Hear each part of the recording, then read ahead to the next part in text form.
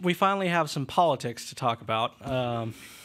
We've been dancing around it all day, but this is a straightforward political panel. We have two elected officials and a former political appointee. I like having former political appointees come by because they usually can say a lot more than sitting political appointees. So they're more candid usually. They can also be bitter though, but Brett strikes me as someone who's not bitter at all. So we have three individuals. Make some brief comments. Phil King is a representative to the Texas House, the 61st District, which is somewhere near Dallas. No, Weatherford. Weatherford. Okay. West of Fort Worth. West of Fort Worth. Not to even mention Dallas. We don't do that here either. Yeah. So, Representative King is a multi-talented individual, another attorney. In addition to his position in the State House, he carries a set of responsibilities, as all House members do, on committees, including the Regulated Industries Committee, which covers electricity and telecommunications, the Electric Utility Restructuring Legislative Oversight Committee, some of the Practices and Redistricting Committees. So he has held a number of important positions. He was a sponsor of Senate Bill 5, and hopefully we'll hear a little bit about that. He was named Legislator of the Year by the American Legislative Exchange Council. Prior to joining our House of Representatives here, he was a captain in the Fort Worth Police Department, an instructor at Dallas Baptist University, and a Parker County Justice of the Peace. He has bachelor's and master's degrees from Dallas Baptist University and a law degree from Texas Wesleyan. And he is a practicing attorney. Also, we have Brett Perlman. First, a thanks to Brett for helping to guide the creation of this conference and give input on how regulated industry works in Texas. Being from the Northeast, I had no idea of how things worked here, and I've studied under Brett as much as anything else. He's a former public utility commissioner. Was appointed to the position by then-Governor George W. Bush and served till September 2003. And in that position, he was responsible for restructuring Texas's $17 billion public electric utility industry and the $4 billion telecommunications industry as the markets were open to competition. He's been a management consultant for McKinsey & Company, a small management consulting operation. He's also practiced law in the D.C. office of Aiken, Gump, Strauss, Hauer, and Feld, LLP, in the Houston office of Jenkins and Gilchrist. He's a graduate of Northwestern University, the University of Texas Law School, and the JFK School of Government at Harvard. And third in our panelists today is Melissa Noriega, who currently has a seat on Houston City Council as the council member at large. She was elected in November 2007, and she's fairly well known in circles around town for occupying the position of her husband, Rick Noriega, who was called to duty in Afghanistan, so she sat in his stead in the Texas House of Reps. And in doing so, she sat on the Defense Affairs and State and Federal Relations Committee and the Corrections Committee. She was named Freshman of the Year by the Democratic Caucus and awarded the first Joe E. Moreno Award by her colleagues. She has 27 years experience as an educator in the City of Houston schools, the HISD, and worked in education, research, and district administration. She's an alumnus of the University of Houston with a bachelor's degree in psychology and a master's degree in education and counseling. So the format for our panel is, I gave the speakers the option to turn in brief PowerPoints. So first, Representative King will be speaking to us at the lectern, then Mr. Perlman, and then last, Mrs. Noriega. And we'll have some questions at the end. I wanted to get the panel kicked off with just a fodder for thought. We've heard a lot about public-private partnerships. Any way you can inform us on how these public-private partnerships take concrete form in changing the information infrastructure of our city and the state is of immense interest. So with that, let me turn it over to Phil King, and thank you. Thank you. Good morning, or I guess it's afternoon, I'm sorry. I'm glad that Brett and Melissa are here, so that, to be honest, someone here who actually understands this subject and can talk intelligently about it. I also tell you that listening to I got in on the last bit of the last presentation, which was kind of dealing with the municipal Wi-Fi and open Wi-Fi type deal. And it was funny because I'll tell you that Melissa wore me out in the 2005 session, and that's an understatement on that issue. And I can pretty confidently tell you that but for her wearing me out and the death threats that came from a third-party source, got the white powder in the mail, true story, from a Muni Wi-Fi supporters, but for their efforts, that combined but separate, we would have probably outlawed that. And I'm going to talk a little bit about why I think it's bad public policy in the long run. But anyway, I wanted to kind of just run through, and how do I flip the charts on this thing? Okay. I'm just going to get up to a couple of these real quick. Just what I thought I'd do is just really talk about SB 5. That was the major legislation that the Texas passed back in 2005 that deregulated a lot of aspects of the telecommunications industry, but probably the most controversial part of it, without question, was the cable market and the idea of opening up cable franchises to competition. And point in this, I thought, that would maybe fit with our policy discussions with this today is I think SB 5 is a great case study to show how remarkably fast things move in the telecommunications industry when the impediments to the government impediments to competition are removed. So let's go back to 2005. What did Texas look like right then? If you remember, you had cable in most of our major cities, all of our major cities, most of our smaller cities in Texas. I think about 1,200 cities had some form of cable television. It came in the form of a municipal franchise. You had to go to the city at issue and get a operating contract from them, and although in theory they could have multiple providers, with the exception of 7 cities in Texas, you only had one provider where you had overlapping services. Most of those cable companies were really, on the front end of innovation. The larger ones, there were some, IP telephone was just coming online, IP telephony, and some of them were already beginning to provide some voice services in 2005. Certainly almost all of them were providing some advanced service, high-speed data, and then, of course, everybody had the video product. So triple play, voice data and video was really coming along, and it really had been the first ones to deploy widespread advanced broadband services in the municipalities. But we still had this municipal franchise system, and the result was that you had literally no competition. It was a very, very difficult entry model if anyone did want to come in and try to compete with whoever had the franchise in that city. The result was, I think, is that you had service quality lower than competition normally brings. You had rising prices, which everybody remembers, and you had, as I said, a very, very cumbersome entry model. So what we did in SB 5 was we basically said, look, we're going to give up municipal franchises, and we're going to let people get a state franchise. And we created a very, very, with the stress on very, very easy, simple entry model. Basically, you just had to file a certificate showing your footprint, where you were going to compete, and then you had the opportunity to come in and see if you could lay down a footprint, build a system, and get customers. Let me see. Yeah, well, it was that's 2005. Now let's jump forward just 2 years later, and this is what Texas looked like. Just 2 years later, we had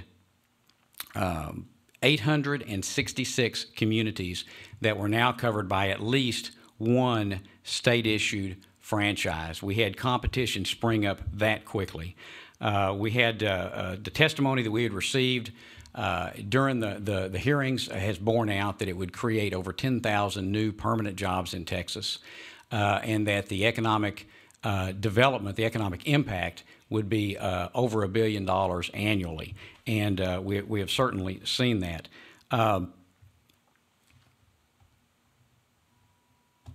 Take you to this next one. Like I said, 866 communities now covered by at least one state-issued video franchise.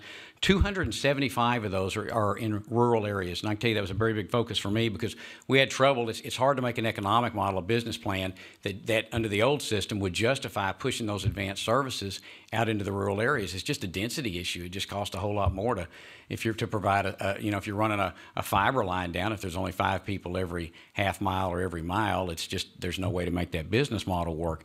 But SB5 opened up the door for us to be able to do that.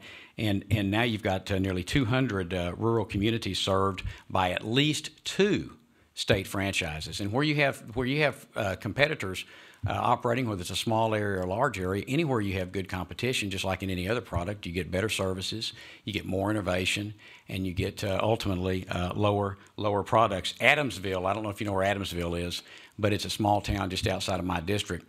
And you drive through it, and it's literally the Dairy Queen and the feed store, and that's Adamsville. They now have high-speed internet service in there through a DSL product that's a direct result of SB5, because now all of a sudden people could come into those areas and not just offer phone service over that DSL, but they can, and not just offer data service, but they can also offer a video product, which the people wanted.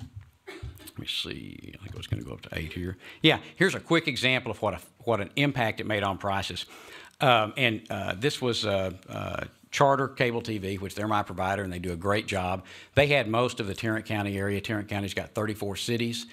Fort Worth's the largest. If you wanted to provide cable service and if you wanted to compete in Tarrant County and you wanted to compete against Charter, you were going to have to go cut deals in 34 different municipalities, and it just didn't happen.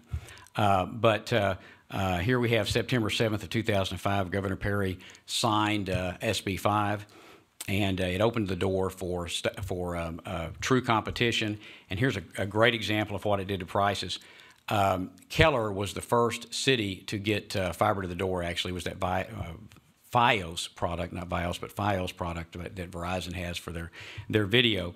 And they were leaving fiber to the door, and as soon as that opened up, you had a 25% price differential between Charter on one side of the street and Charter on the other side of the street. In other words, as soon as competition came into Keller, Charter lowered its prices by 25%. If you went across the street into the city of Fort Worth, Charter did not lower its prices. What made it lower its prices? The fact that it had a competitor there saying, we're going to offer this for $10 a month lower than you are.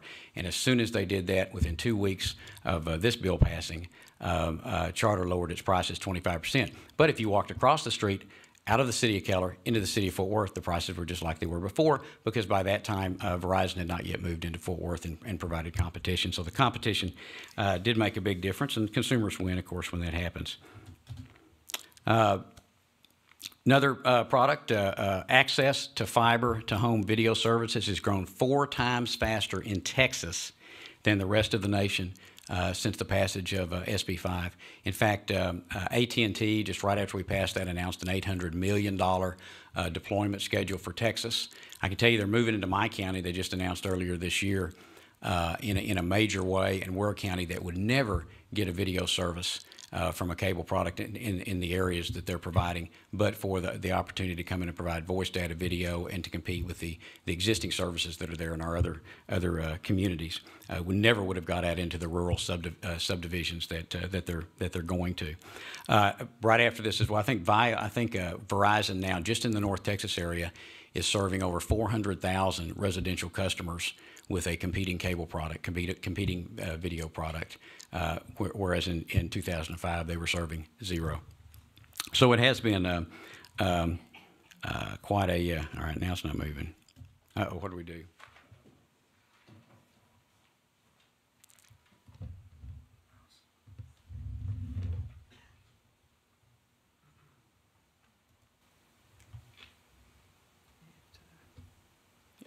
I get to it.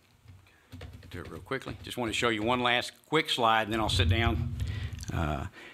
The neat thing is Texas really set the pattern for the whole nation. We were the first one to pass a state franchise system, doing away with the municipal franchise system, and it's really become a national trend. And now I think 22 states have picked up on that legislation just in the last few years. And again, everywhere it goes, they're running into the same fight. But after the fight's over, they run into the same benefits that they see deployment expand of advanced services. They see it pushed out into rural areas. They see competition come in where you'd had single franchises before, and they see prices go down. They see innovation go up, and we've all seen that. Also, I'm sure you've seen it just in your neighborhood. I'm sure you've got the IP telephone available now, probably from your cable provider or from whoever's coming in there, as well as data and video. And every state that has implemented this, to the degree that they have implemented, have seen similar results. So it's been a great thing for the consumers. It's been a great thing for the economy. It's been great for jobs. It's really been a win-win.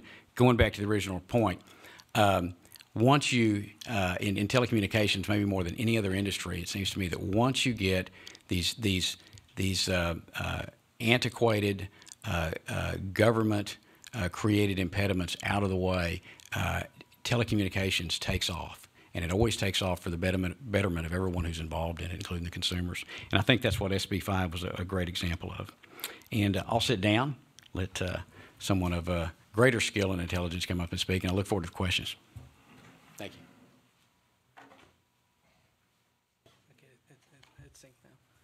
Oh, there it goes. Okay. Well, thanks for having me, Chris. It's always fun to come and talk about this stuff, especially with a distinguished set of panelists like we have today. And I got to work with Chairman King when I was on the commission and really enjoyed that, and just met Councilwoman Noriega, but share a lot of the same interests, obviously. So I think very pleased to be here. I think we're going to have an interesting discussion. I thought I would just start by for those of you who don't know, talk a little bit about what the Public Utility Commission did. I actually have now been gone for longer than I was there. I was there from 99 through 03. I think I was there at one of the more exciting times, but want to talk a little bit about what the commission was about, and then maybe talk a little bit about how public policy in telecommunications impacts us directly. Since I left the commission, I've really been involved more at the grassroots level here in Houston, working on some of the wireless issues that Professor Knightley and others have talked about today. And so I want to talk a little bit about the role that public policy plays, and then finally talk a little bit about recommendations for a broadband strategy that can transform our city. Some of the things that are going on with the wireless bubbles that were announced this week obviously are steps in that direction. So, and I'll try to do this very quickly. First, what does the Public Utility Commission do? Well, it sort of mediates between customers and utilities, and there were days that I felt sort of like this, that we were trapped between both firing big guns at us, and after 4 years of that, I decided that had enough of kind of being in the crosshairs. But it was a great timeline, I would say, very interesting. We tended to be a very fast-moving organization. The little cartoon says, "Boys, I know we ain't very big, but we were plenty ornery." And I think some of the folks in the industry from time to time sort of saw us that way. We thought we had a great staff and could move very fast, even though we were relatively small. And we also tried to make industry what we thought and understand what our view of the public interest was. And so from time to time we got cartoons like this. Boy, I think you've been to the PUC. Now, this slide, as was mentioned, we worked on electric deregulation here in Texas, and probably some of you may have felt like the guy in the middle there, hang on, just wait until we've gotten sorted out.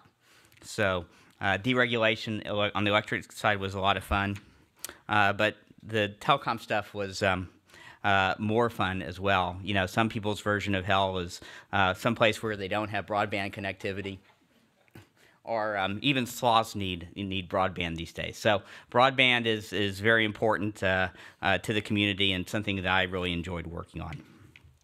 Well, when we talk about broadband, what do we mean? Actually, this is a pretty interesting graphic, because if you think about it, we have lots of bandwidth out there. If you look at what goes across the country, we have gigabit optical networks that can just basically 5 fibers can transmit all the telephone calls that go across the U.S. in a day. So lots of bandwidth in the internet backbone. In the sort of in the what was called the middle mile between carriers, there's also sort of quite a bit of bandwidth there. And if you think about it, in our homes and premises, we all know how these access devices that are growing and providing more bandwidth. So the real problem is kind of in between there. It's that last mile connectivity. And there we still have, relatively narrow straw, and that's what the challenge is. So that last mile really is what we're talking about when we talk about broadband issues, at least in the policy arena. And why is this important? Here you can get a sense of the need for, how big the pipe ought to be. Here are some examples of applications, and this is a very big pipe. It's a gigabit Ethernet pipe, but you can kind of get the sense of why you would want a lot of bandwidth, because if you're doing things like video or getting movies or downloading movies, those sorts of things just take lots of bandwidth. So having a bigger pipe obviously allows you to do more. Some of the applications that we have been talking about, medical applications, educational applications, require lots of bandwidth.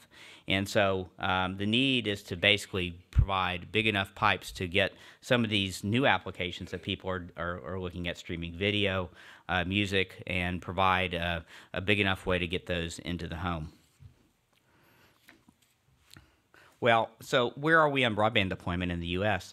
There have been studies that have been done over a number of years that compare the U.S. to our counterparts across the world.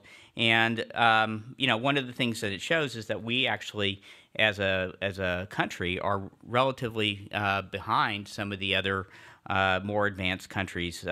People look at Korea, perhaps some of the European countries, Japan, Sweden, Norway, as having more broadband connectivity per inhabitants than we'd have in the U.S. The interesting one that I think about, and there's reasons for that, maybe government policy reasons, maybe the type of network they have. The one that is really interesting that I always look at is Canada. Canada has really done a lot in the area of broadband deployment over the years, and it looks a lot geographically like the U.S. and clearly has an economic structure like the U.S., but is clearly ahead of us. So one of the things that we ought to think about, is what can we learn from our neighbors to the north in terms of broadband. Now, as I mentioned, I've done a lot of work since I left the commission on trying to understand what this means for the Houston community.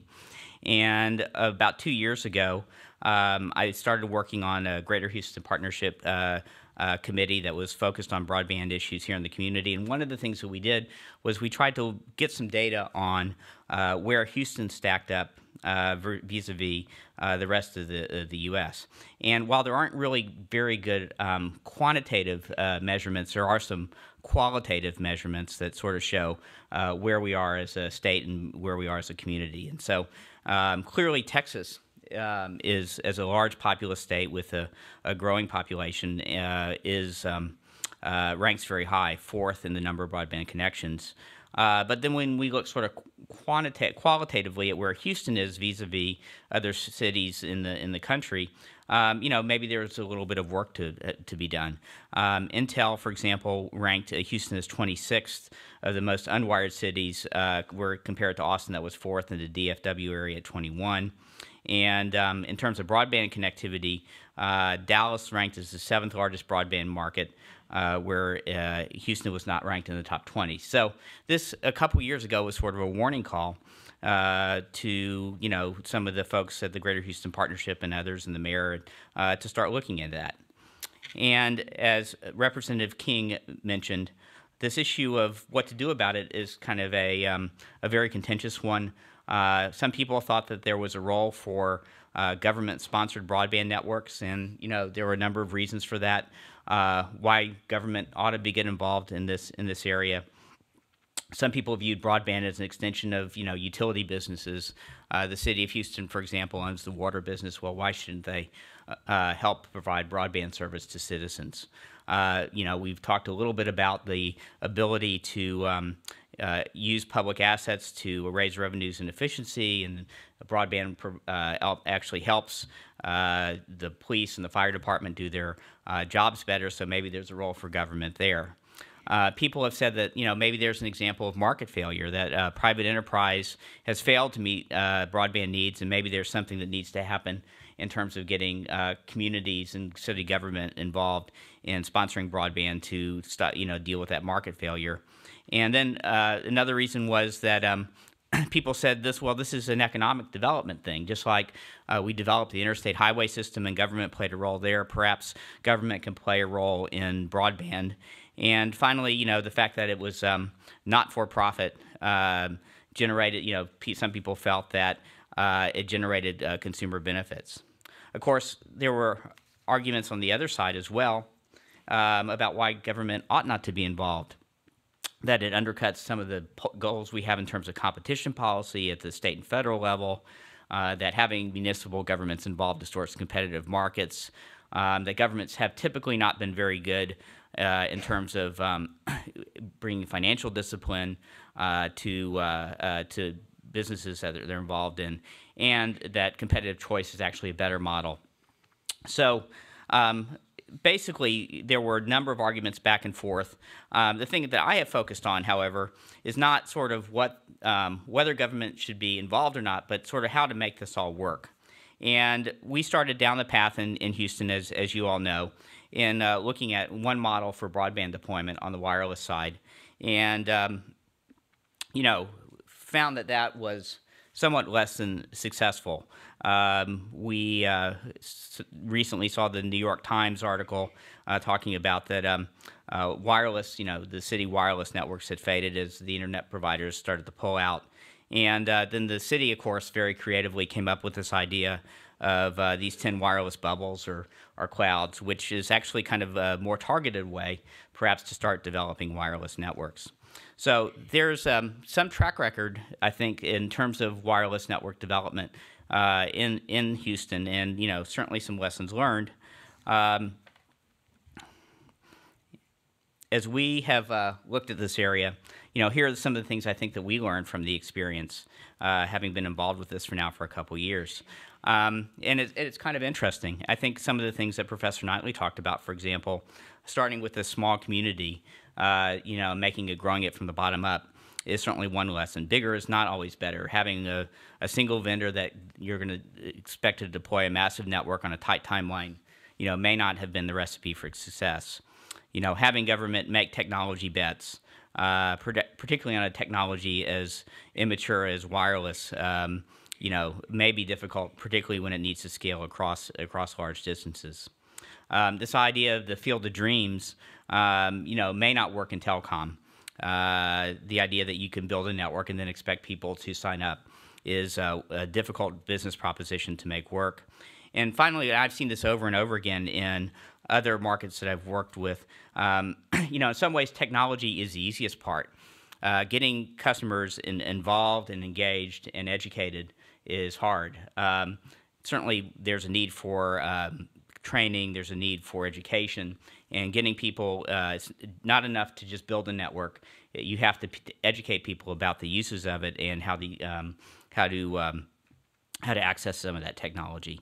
And so I think we've learned a lot over the last couple years, and I think we're actually in somewhat of a better place than we might have been had we gone through with the Earthlink network.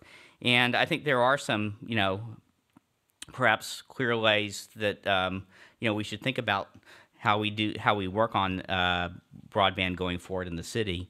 And there are some, from what I've seen across the country, some clear lessons learned and some clear strategies for accelerating broadband deployment, and perhaps we can start building on some of these in Houston. Demand aggregation is clearly one of those. I sort of call it a Walmart strategy. Having groups of customers come together and pool their demand is one way to get broadband deployed, and I think could be a very effective one. Anchor tenancy is the idea of having a large customer, a public entity, pool its resources to attract telecommunications infrastructure investment. We're sort of doing that with the city of Houston. And then finally, some of the things that are going on in the network that Technology for All is built. Certainly, encouraging this at the community level from a ground up, I think, is a very, very effective way of accelerating broadband deployment. So there are some clear lessons. I think what we've done in this community is very similar to what other places have done. This is one I like to talk about and I've talked about for a number of years, called the WAG Zone. It's named after the Georgia Bulldog. It's in Athens near the University of Georgia. And they really adopted basically the same model we're doing in Houston, which is this idea of zones and clouds, and just putting it on a very concentrated, narrow part of the city and then growing it from there. And I think that model will be effective as we're going forward. I think that if we follow that kind of model, we actually do have a lot to build on in Houston. We did a survey a couple years ago of applications that we saw in the community. Some of these have already been talked about. The Blue Box project, for example, is a medical technology project that is a great example of collaboration between various institutions in the community. But that's only one of them. We have a number of these. SIM Houston, the Houston IT Empowerment Consortium, some of the Community Technology 2.0 projects are examples of things that are going on that are very exciting broadband applications in our community.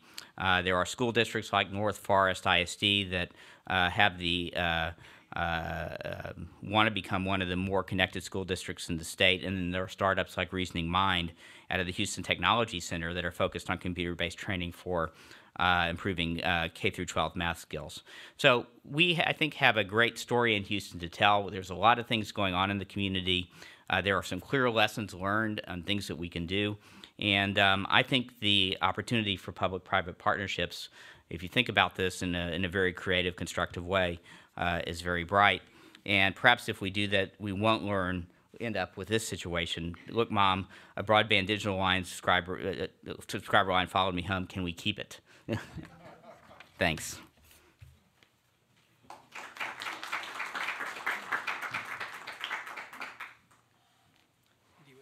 Can I stay here? Sure. Is this working? Are we on? We're on. We're on? I need to tell you, this is my first panel discussion where 2 out of the 3 had PowerPoints. We're clearly in a new era. I'm Melissa Noriega. As Representative King referenced, I had the opportunity to serve for my husband sort of as a Cinderella state representative in 2005. And one of the big issues that we discussed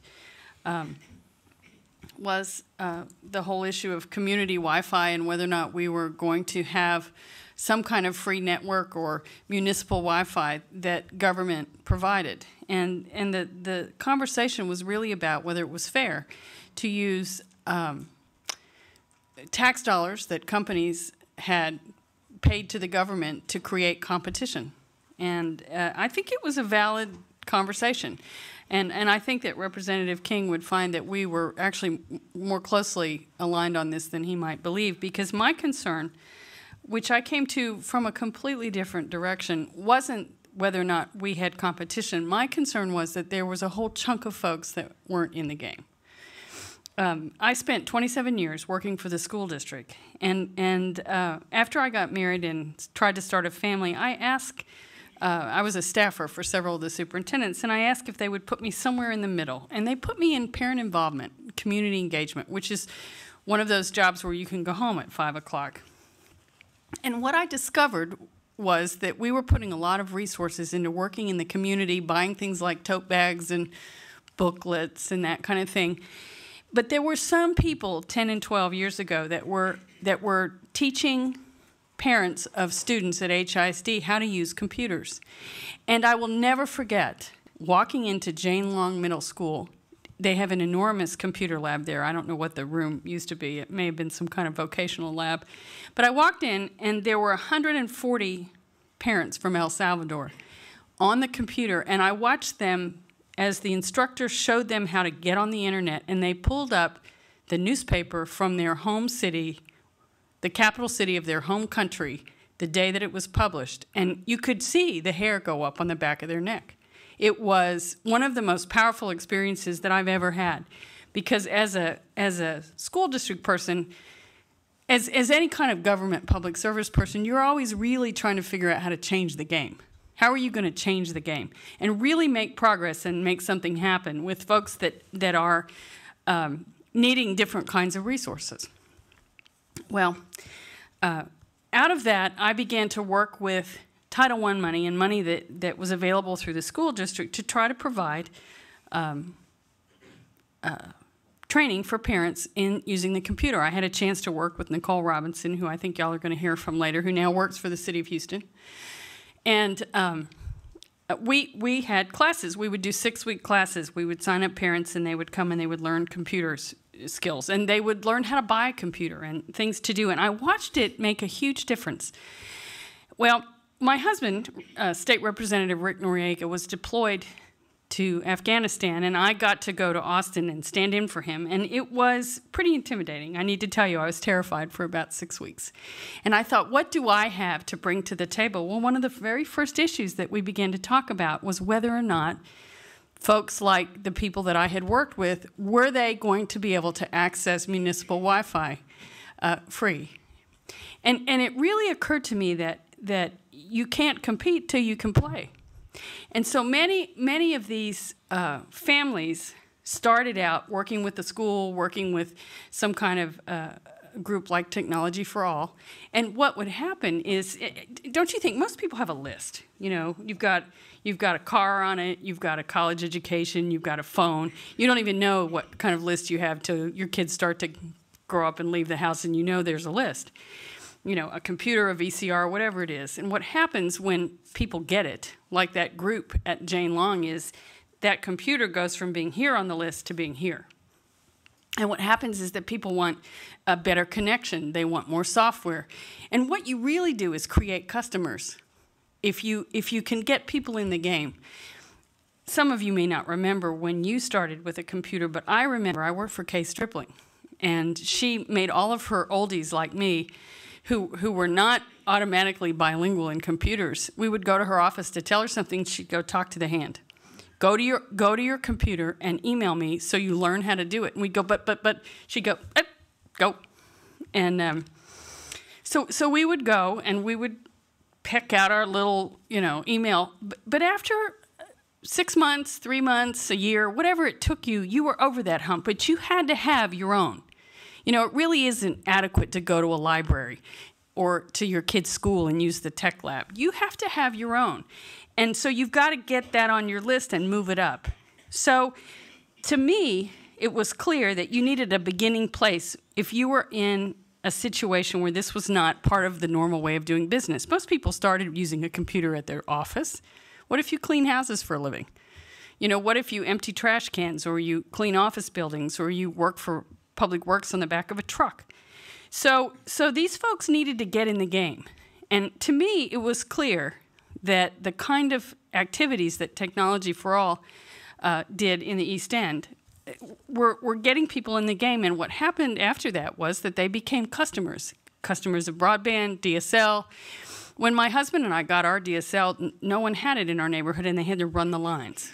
And, we learned. I live very close to where he was describing. Mr. Knightley was talking about the Casa Boom Y and, the Pecan Park area. That's where I live. And we didn't have any of that. We didn't have DSL. We didn't have the kinds of opportunities that folks have at their offices. And so it was clear to me that there was a band of folks that had to start somewhere. Now, what's happening now? In Houston, all of you know, we had the Earthlink thing that happened. I don't know whether it was a good thing or a bad thing. It may have been a good thing, because it did allow us to take a step back and look at a different model for what we're doing. I serve now as a city council person. I had a chance to serve with Representative King, and I got a taste of serving in government. I retired from the school district and ran for city council, and part of what I was interested in was this issue. The mayor gets it. He thinks this is important. He's put together a committee that he calls Human Services and Technology Access, and that's where he has education, where he has all the capacity building. in the community, and it's focused on youth and seniors, youngsters that don't have the resources maybe in their family to have a laptop, and seniors that may have been passed by. You know, if you look at the statistics about who's online, older folks are not.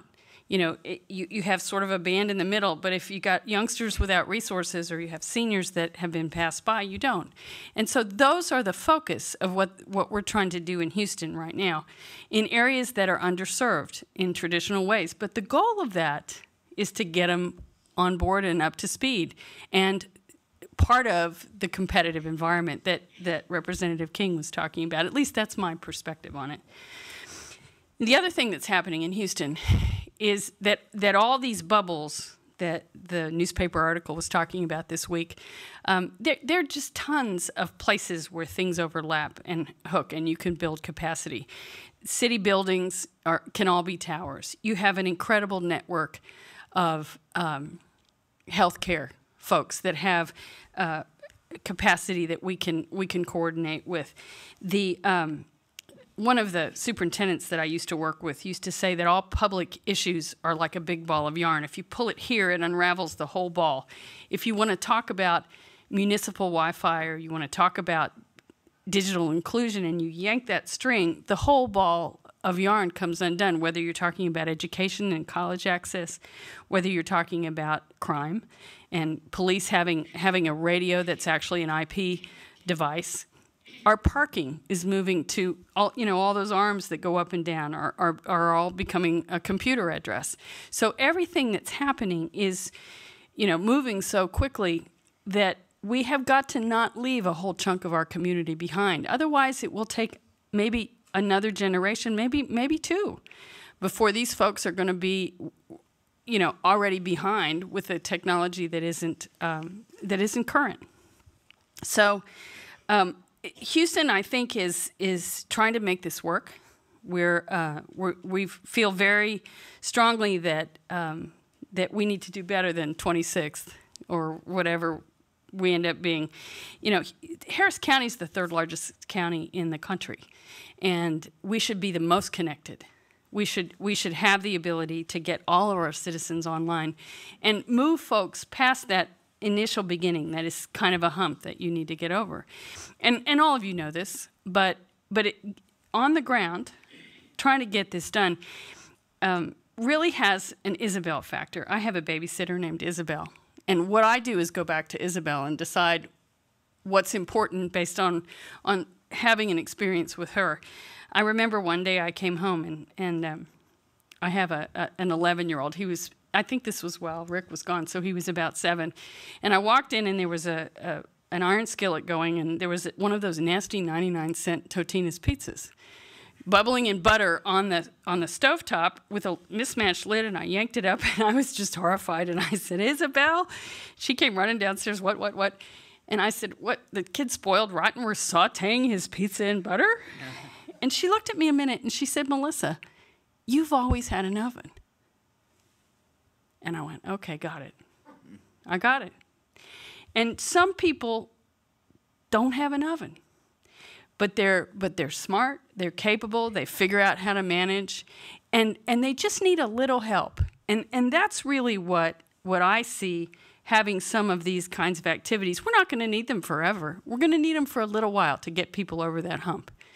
So that's where I am about this, and I don't have a PowerPoint about it, but I was glad to see in the program for this today, folks were talking about the values that are involved with this. In my view, I think this has to be at least a little value-driven, as well as looking at a competitive market and trying to do all the things that we do to be successful. There's a value piece to this. But I also think it's a smart piece. It's economic development, as well as something that I think helps folks.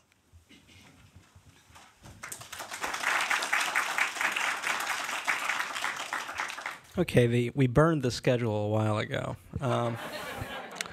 This schedule that doesn't really exist at this point. But I wanted to give a moment's rebuttal, and then we'll get the next panel up, and we'll have a couple minutes for questions. Thank you very much for your points. When I said I wanted to have...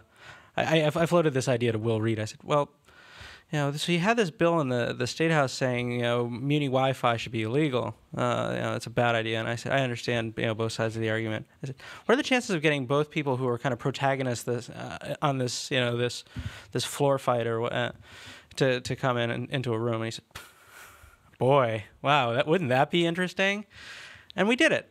And this is one of the reasons that I enjoy working at the Baker Institute so much, is we can have divergence of opinion and get past it. The reason that I'm interested in the politics and so much on this, and I'm so glad that Brett had a slide with this, is 2001, 2002, I lived in Seoul, South Korea, and was doing a number of different things, but they run the New Year's speech, the State of the Union, and there are no penalties for that here, because he's connected. As Jerome said, we've been showing off our devices today. I have mine. I also have Brett's stick. But the State of the Union in South Korea is given at 12:01 on New Year's. The president of the country at that time was Kim Dae-jung. It comes out at 12:01, and this is when, well, it's not really Dick Clark anymore, I guess, but in my childhood it was always Dick Clark, and through adulthood. The president comes out and makes a State of the Union. I mean, a preposterous idea in the United States. And 2001, 2002, the New Year's, he came out and said, Korea will become the world's broadband leader in the next 3 years, which they've done. They did it. They went out and did it. And it was, and this is a country that has, if we want to talk economic development, this is a country that has pulled itself up by the bootstraps. I mean, it was ranked for economic, GDP per head. It was down around where Haiti was at the same time in the 1950s, after the Korean War. Of course, Haiti is still way down at that level, and South Korea is now an OECD member with a GDP per head that's blown by Mexico, which is now the lowest, and is starting to reach toward the EU members. And I found it fascinating that Korea is a business society. It has more street-level capitalism and competition than any other society I've ever seen. Yet, the political leadership, and part of this is, I'm sure, I've had lectures on Confucianism, I've had explanations, but it's an issue of leadership, that someone made this an agenda issue. And my question to the panel is, how do we have leadership in pushing this metric upward? How do we get our political leaders here in Texas, here in Houston, but also in Washington, D.C., interested in this and able to address the issue? Setting aside that solutions are hard and we don't know all the answers, but how do we make this an agenda piece? And then I'll open the floor to questions after mine gets answered. Yeah. Well, I'd say, first off, I think Melissa and I both have the exact same objective. We want everybody online in Texas, and we want them to be to have full access, and we believe wherever advanced services go, so goes education, so goes quality of life, and so goes financial development, economic development. It just follows it. So we both want it there. I think the question is, is government the right way to get it there? My point would be, or my response to your question would be that I think Texas is doing that. I think SB 5 is the example of that. We had government impediments to pushing broadband advanced services out into neighborhoods and rural areas. We showed the policy leadership to remove those impediments, and you saw just a quick snapshot of some of the benefits of that. You're also seeing the same thing. Brett talked a little bit about the electric power industry and some of the deregulation that had gone through in it, bringing competition into it. And it struggled a little bit, if you've seen your electric bill. But one of the upsides to it has been the innovation that's occurred. And I don't know if any of you had a chance to go over to look at CenterPoint and IBM's joint project they have here in Houston on the intelligent grid. Over the last 2 legislative sessions, we pushed a lot of legislation through to try to promote development from a free market standpoint of this intelligent grid, which ultimately is going to provide a broadband, BPL, Wi-Fi mix connection where your electric power grid is actually has every consumer able to communicate directly with their electric service provider. The grid talks to itself. It is an interactive network for immediate repairs, rerouting, predictive modeling and also allowing consumers to be in touch and actually manage their bills in ways they never have before. That's a policy decision where the legislature said we want this, and we open the door and we try to remove the impediments from doing that. In fact, PUC is dealing with some of that rulemaking right now. You've got the same thing in that the legislature has passed legislation trying to remove the impediments to development of alternative energies, solar and wind, and there's a PUC issue about that just this week, where we've sent them, we said we want these impediments removed so that we can have net metering and other things that will open the door for there to be financial investment where people can do solar and do wind and other things in a way that they can make money off of, and we believe that's the way to push it out. So I think the legislature, at least in the last 4 or 5 years, has shown exceptional creativity in trying to push advanced services and technology out into the marketplace, but not by doing it by government direction, but by doing it by removing the government impediments and letting the marketplace take over, and the marketplace seems to be doing a very, very good job with it. You know, I guess from my experience, having worked on this as a policymaker and also as a business person and at the grassroots, is there's not sort of one right answer. We get sometimes caught up in these sort of academic arguments about, you know, what the role of government is. You know, we have a competitive model in this country. We have folks who will invest real dollars and real capital in deploying some of these technologies, and that's great. And we shouldn't do anything to impede that. In fact, we need to lower all the barriers that exist out there. But I think there are roles for government to have in some of this, and there are market failures. You know, and I think there are creative ways to address it. So I tend to be a little bit more pragmatic about this. You know, I think there is a role for government to play in this. I think it needs to be smart. It needs to be well done. Just simply having a public network, I think, as we found out here in Houston, and doing the Field of Dreams thing isn't necessarily a recipe for success. So we do need to have a smart way about going about and doing this, and not just necessarily saying government is the answer isn't the solution either. So I tend to think there is a role, but it needs to be done in a way that really involves people and empowers people to get involved. And that's why I'm so encouraged about some of the things that I've seen, you know, we talked about here today. Putting on my hat as a city council person, part of what the conversation here is where the line is between what is infrastructure and what is not. Infrastructure is a really hot button issue right now in city government. You know, one of the things that's happening is that our roads and bridges, anything made of concrete, all those kinds of things are starting to really need to either be redone, replaced, refurbished. And so the question becomes whether having Wi-Fi is a government infrastructure issue or whether it's not. And that also goes into how are you going to make your money from this? You know, is it the advertising on the, you know, on the content? Is it just selling what's on your wires? I mean, anybody that's making all their money on telephones that are hooked up to your house right now is probably concerned. And I think we're moving forward in such a fast way that I really think that that's part of what the question is. And I think that it's going to change over time. I think you're right. What's practical, what's really going to happen? You know, I don't have any problem with a competitive market. I think that there are lots of things. I mean, your example of what happened in Keller versus what happened in Fort Worth is a very good one. I think that that's real. But I also think that it's right this minute, in this point in time, it's as important to have a computer that works and you know how to use it, that you can access, whether it's under a tree with a laptop and a satellite thing or whether it's hooked to your wall, as getting a college education. And the folks that aren't there yet are really going to be left behind. And I don't think that benefits us as a group. And one of the things that you know,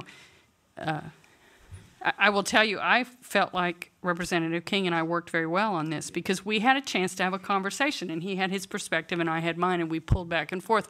There were some other people involved. I kept losing, though, no matter what. I'm very persistent, bless your heart, but I thought you were wonderfully helpful. But what also happened was that rural areas that had access issues and inner city areas made common cause, even though they had very different politics, different perspectives, because they had a similar need. And, you know, the folks that were involved in all of this were able to talk with their own representatives. There was a lot of conversation going on across the state. People were calling their representatives, they were discussing what needed to happen, and it made an enormous difference. And that's the way that government is supposed to work.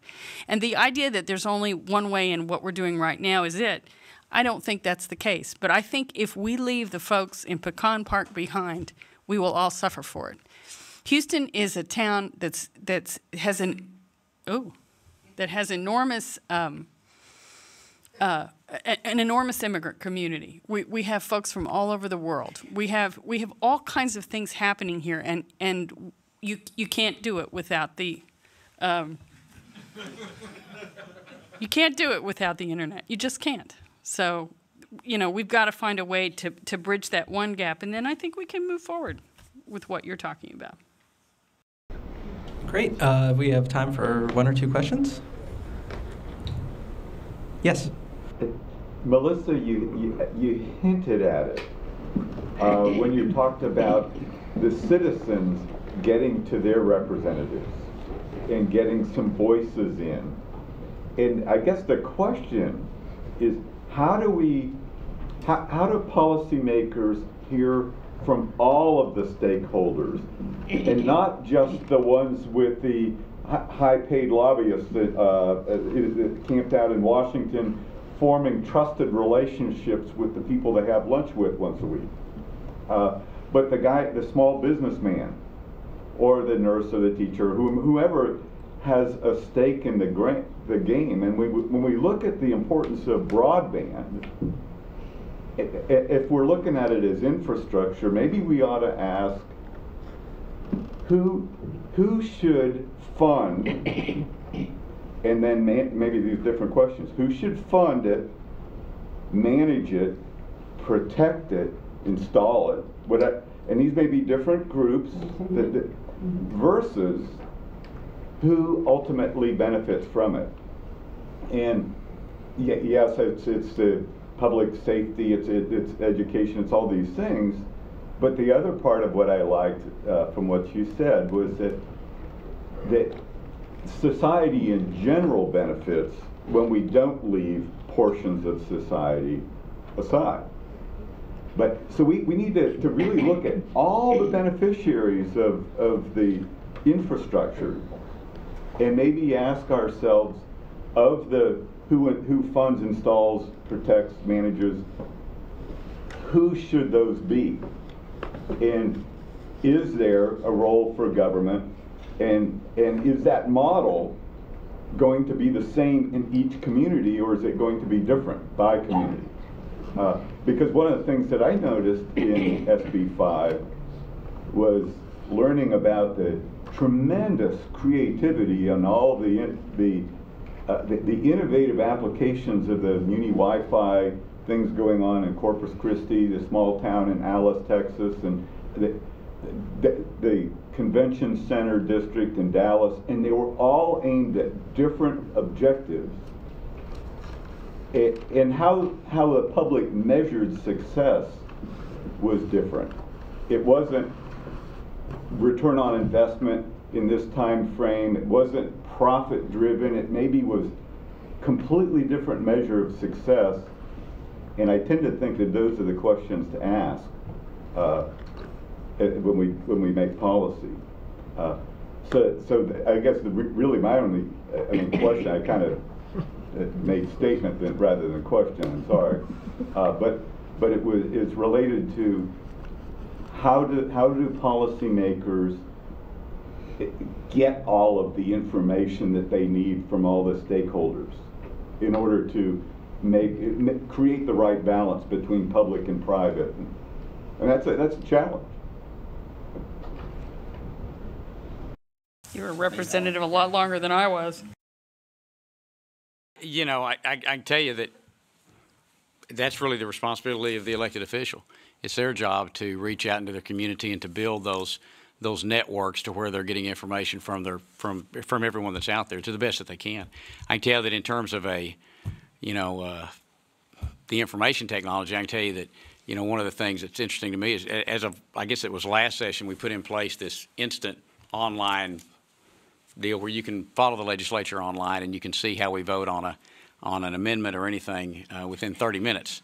And I can't tell you how many times that, and of course they had to have a computer to do it, but I can't tell you how many times that we'll take a vote on an amendment and we'll load up with emails 30 minutes later from folks saying, why did you do that dumb thing, or great idea, or whatever it was, to the point that we get information overload. But ultimately I think it's, we're a representative form of government. We're not a democracy. And you elect an elected official at the council level like Melissa. And Melissa was a great state rep, and I had a lot of fun working with her. She did a great job representing her district on this issue. But whether or not it's a city council person or whoever, their job is you're electing them to be your representative, and part of that, it's incumbent upon that for them to have those networks. And if they're not doing that, then you probably need someone else in office to do that. It's hard to do, and it takes a lot of time and a lot of work. But just being online isn't the only way to do that. I mean, it's speaking at the Lions Club, and it's going to the community affairs, and I get little letters from little old ladies that have a lot of trouble writing those letters, and you try to respond to everything. But ultimately, we're a representative form of government, and it's that official's job. Once you get in there, it's information overload, and it's hard. You're right. It's hard to tell what's right for my community and what am I just hearing from the lobby or something. But that's my job, and if I don't do a good job at it, they should get somebody else. Can I say one more Sure. thing to that? I think there's another piece in terms of responsibility in addition to what he mentioned. I remember being startled by how empty the gallery was so much of the time while we were doing the people's business. And Representative King and I are on different teams. One of us is on the blue team and one of us is on the red team. But what I have observed is that it's an unusual elected official that will fly in the face of the constituents in their own district that elect them every 2 years, every 4 years, however often it is. And I think that citizens have a responsibility to at least pay attention and possibly to show up occasionally at some kinds of things. I remember we passed an education bill and there were no teachers in the gallery. There were 3 teachers from Nacogdoches that came down and talked to us, and I noticed them because there was no one else. Now, it was spring break. There wasn't any reason why you couldn't go and look. Somebody needs, if something matters, you need to pay attention. And that's part of what you're doing today is having the conversation about what to do about all these issues. And, the mayor, me as an at-large person, we want to hear what people really think because we want to be reelected. I think people pay attention to their constituents. But if there's a vacuum, then someone else will fill it. And I just would encourage you to encourage other folks to have their say, because I think that you get listened to more than you realize. I think the whole cynical idea that government runs on without us isn't true. I don't believe it. And I think that you get the best outcome when you get a lot of voices at the table. Any other questions or comments? I've got a question. What studies or analysis has been done in these areas where we're putting these bubbles to understand why there's not commercial offerings for internet services already in these homes? It just seems to me that it just feels like another Band-Aid we're putting on a big festering sore that's in the city here, and we're not dealing with the underlying issue of why the competitive market that works everywhere else in the city isn't working in these locations, and deal with that as an issue, the underlying issue that's driving that and a lot of the other economic woes that these communities face. Any insight? I actually can speak to that. We'll actually be releasing a report from the Baker Institute probably in about 3 to 4 weeks that we've been drafting, where we looked at communities that did this. And what shouldn't surprise is that and Brett mentioned Athens. You look at the towns that have been successful in doing this, and you'll usually see education as a core value in the community. So no surprise, university towns succeed in a big way. Now, Houston has plenty of universities, but the percentage of economic activity relating to Rice or U of H or any of the other universities in town is very small vis-a-vis the economic picture for the whole city. And the demographics for education in Houston are much different than in a typical university town. The concepts on public goods are different. But what we found in looking at the idea of incremental steps, and this goes back to Public Administration 101 that Brett learned at the Kennedy School and I learned at the Maxwell School is after you try something big and it doesn't work as you hoped, you usually have to take some sort of incrementalist approach, and that's what's going on now. I think Brian and Nicole are still here. Bubble is going to be a tough term. These bubbles, I was a veteran of the .com bubble. Bubble is and rhetoric matters in politics.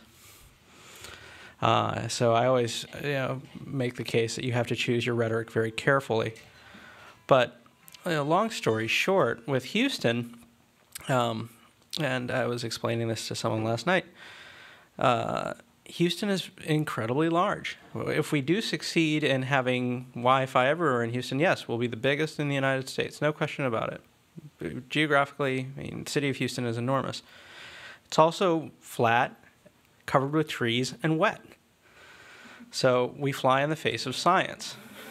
I was explaining, the British tried to take the Netherlands in 1944, and their wireless rig didn't work when they got to Holland, because Holland is a very low and wet country. So I impart that piece of previous knowledge on our debate here. But basically, the city of Houston is trying to do the same thing everyone else is. No one's gotten to the right spot on, when people say, well, we need to do Google, or, we're waiting for someone to innovate an answer. And it's going to take time. But I don't think any of us can question that 10 years from now, you'll be able to flip open whatever device you have, and you'll be connected in a way that you couldn't imagine today. And if you can't, someone else probably will be able to do it somewhere else. And we really be in, it comes down to the global competitive piece. If you can do it in Dubai and you can't do it here, we really are in trouble. So that's how I'd like to answer that.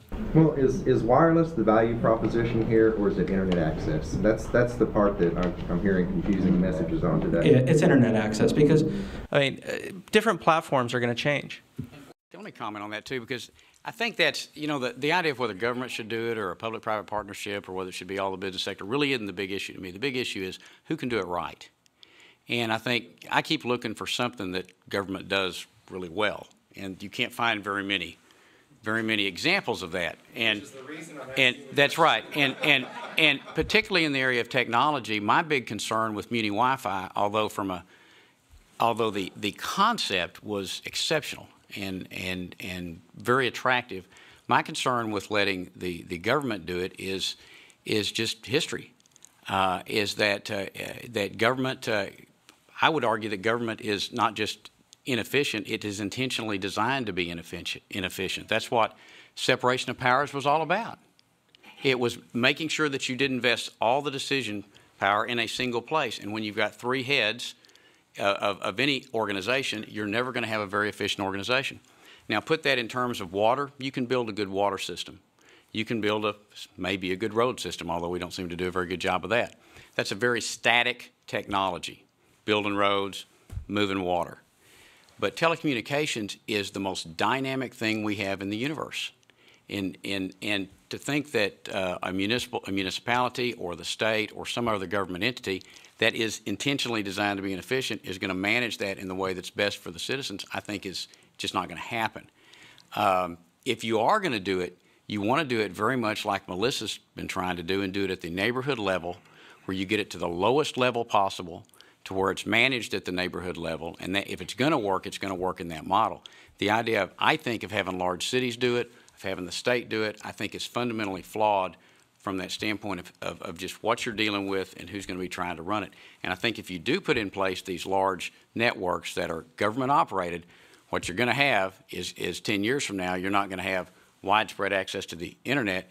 You're going to have antiquated systems that nobody can connect to because everybody else is on whatever comes after Vista, and this system is still on Windows 3. And I can't think of any other examples in government where that wouldn't prove to be true.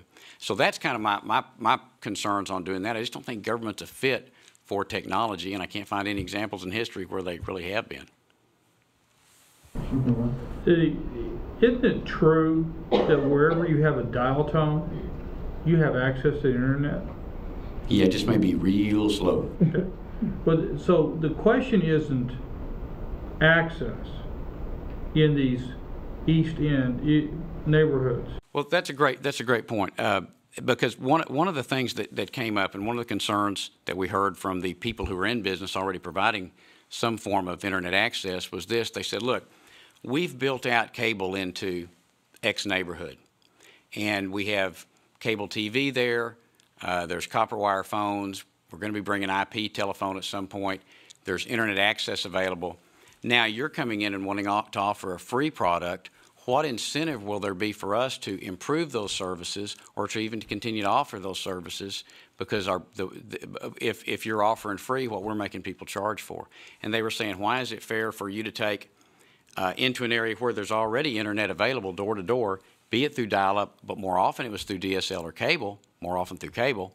How is it fair when we built out a cable network and we're offering internet service in that area for you now to come and offer it at the municipal level? And it was that, gee, if we made this big investment in cable's part because you told us to, and now you're coming in and not letting us, and you're undercutting us on the product. And so there were those issues of fundamental fairness. You had the product there, people weren't subscribing to it. That was an economic issue, not an access issue.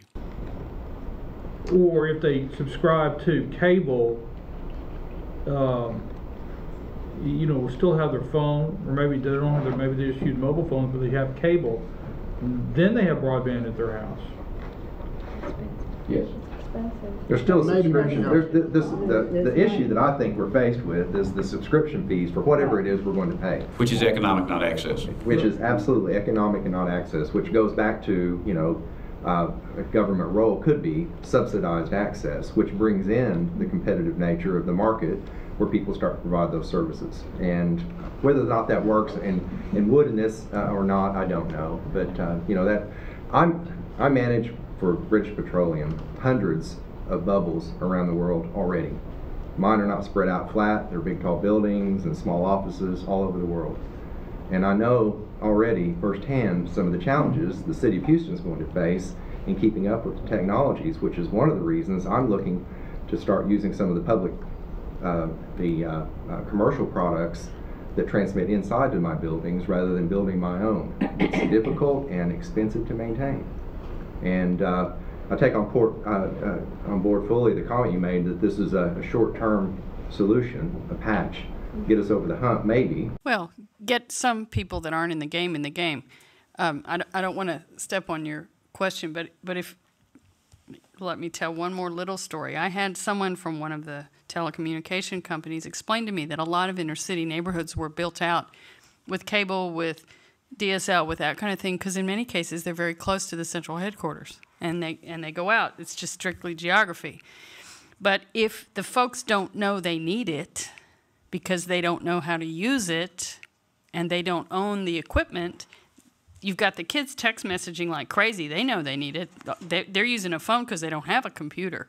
You know, we lost email to the kids texting because they didn't have a laptop. But once they know they need it, then they're going to go for the best market solution. I think you just have chunks of people that aren't in the game. With that comment, we have to move on to the next panel. We're now horribly late. We had one person that. Yeah. Okay. Yeah, okay, I'm sorry. I'm sorry. But we're just really behind now. So Will Reed will come up with the last panel.